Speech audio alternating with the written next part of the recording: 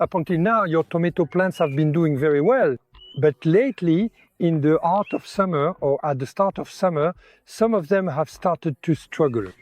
So here are the 5 mistakes you should avoid to ensure your tomatoes keep growing strong all the way to the end of summer.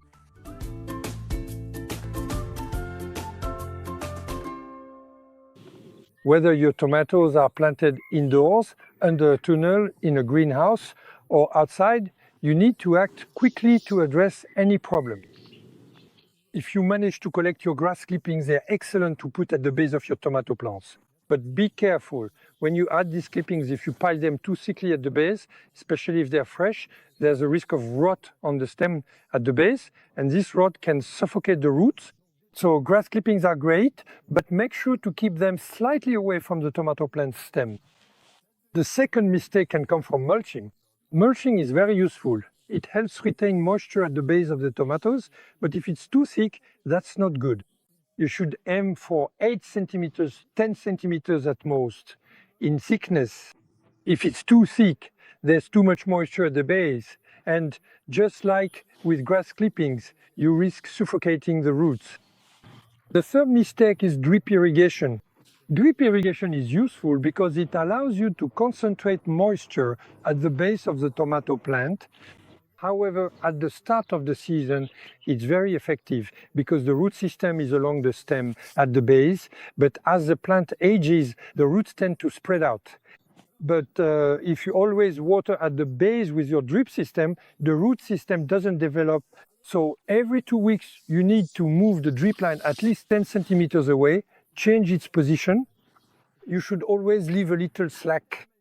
That way, the moisture is more spread out around the base of the tomato plant so that the tomato plant can root further out. The fourth mistake, if you've used a fertilizer that's too high in nitrogen, compost that's too rich, fresh manure, nettles or nettle slurry, the excess fertilizer will allow the tomato plant to grow very well. But if it grows too much, it won't flower or will flower very little. So in these cases, there's only one thing to do. Let the plant use up its energy, meaning you should let the side shoots grow and above all, avoid adding any more fertilizer. The fifth mistake is very simple, it's too hot. This mainly concerns tomatoes grown under a tunnel or in a greenhouse, but it can also happen outdoors if you're experiencing a heat wave. There's nothing you can do about that. Once the temperature goes above 30 degrees, tomato flowers abort, they aren't fertilized. The plant doesn't die, but the flowers aren't fertilized.